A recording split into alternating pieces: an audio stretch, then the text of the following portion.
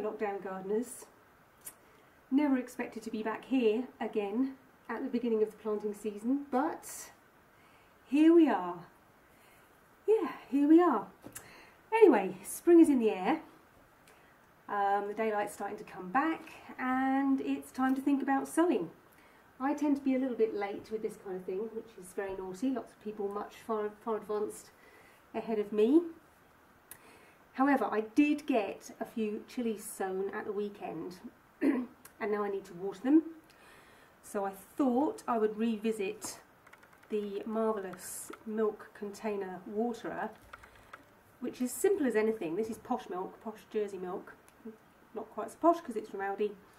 Nice bottle, really stout. You don't want to be throwing that away. That is so useful.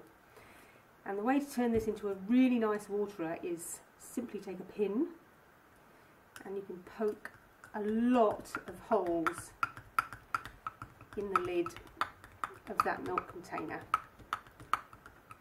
And the more holes, obviously, the more rainy it becomes.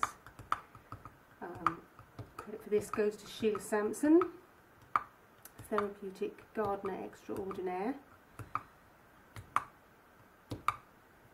That's a lot of holes.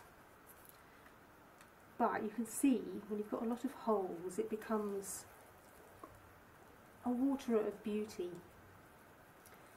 So that's just to keep those seeds moist. They went in on Sunday and today is Thursday. So I'm pretty confident they'll come up fairly soon.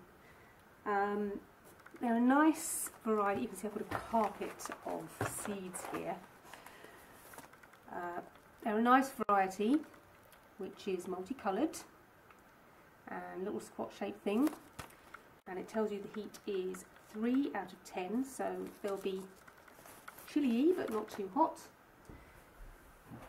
And I've got these pots in a propagator, an electric propagator, so it's not just a plastic box, it actually has a heater inside which is working. So yeah, that just gives the seeds a little bit of heat to start off with, especially your chilies and tomatoes and that kind of thing, to get them going really quickly. You just pop them in there until they've germinated, just come up in the first place, and then you can move them out and put them somewhere else to grow on. So I have like a cycle going on where the seeds go into the propagator, germinate, come out and grow on, put some more in there, because obviously the size is limited. Got bubble wrap on the top just to try and insulate it, save a bit of power. Yeah, so here we are started. So these chilies, Spangles Twilight, they look very pretty. And they were sown about a week ago, actually only 6 days ago, in the electric propagator. And at this point in time, they have all come up. There they are. Aren't they beautiful? So we have some lovely little seedlings, properly germinated, but I don't want to leave them in there because the heat tends to make them go a bit straggly, and they also dry out quite quickly. You have to watch for the wet in this one. So you can see these are actually looking a little bit dry. So now my problem is it's flipping freezing in here. And chilies don't really like the cold, but I'm afraid I'm going to have to deal with it. Maybe put them in the other room where it's a little bit warmer. And that's good. So that's freed up space in the, I was going to call it an incubator, but it's a propagator. And I've got some other stuff in there. I sowed some leeks, which are tough as old boots actually. They would have probably germinated in the cold.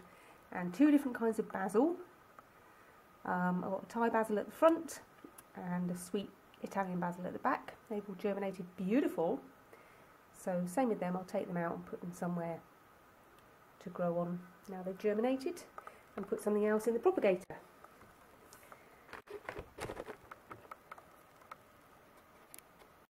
I've already been sorting through the spice drawer to see what kind of seeds I've got. Hopefully people are a little bit more organised this year. Last year, yeah, lockdown was, some would argue, a little bit late, but still relatively sudden, and people weren't prepared and they weren't going out and buying stuff. But this year we're maybe a bit more confident about going out and buying things, and we're more used to ordering things online. But there are still things in the spice drawer that you can use. So see these basil seeds? I grew some of these last year and they turned out like a Thai basil type, so it's quite rough and kind of coarser leaves than the sweet Italian basil, but really nice for Thai curries. Absolutely lovely, kind of strong aniseedy flavour to that, and they grew quite successfully, so I'm going to try that again this year. And the other things I found that I thought would be worth trying, a bit of fennel. Always nice to have some fennel leaves around for if you're doing fish or something like that. And the old favourite, coriander. That will definitely grow and make leaf to start with, and if you leave it growing it will give you more seed. That's a really quick herby crop, coriander. Well, the other thing I found right at the bottom of the cupboard, February 2020, it's still fairly new, is mustard seed. So obviously you can use that for just little tiny sprouts for putting in your sandwiches or sprinkling on salad, or you can let it grow a bit bigger and use it as baby leaves type salad. So yeah, I've already got 4 different kinds of seeds that were just lying about in the spice cupboard. And aside from that, we've got quite a lot of exciting seeds here. I've got tomatoes, I've got peppers, I've got more tomatoes, I've got lovage. Now that is a totally underrated herb, absolutely gorgeous, really kind of subtle celery type flavour, like a cross between celery and parsley. It's really tasty, so looking forward to doing that this year. Somewhere I had, who's Adam? I had watermelon seed. Maybe I decided it wasn't even worth trying. No, we're definitely going to do watermelons this year. I can't find them. Oh, there they are. I knew they were there.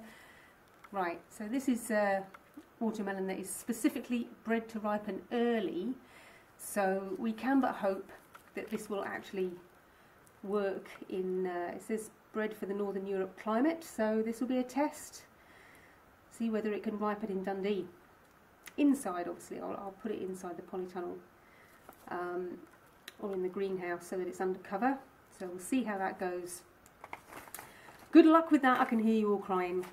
And the other thing is, of course, we've got to get the chickens out of the polytunnel because bird flu is around, so it's now a legal requirement to keep the chickens under cover. So they're living in the polytunnel, which means it will be very, very fertile, but certainly nothing will grow in there while they're in there.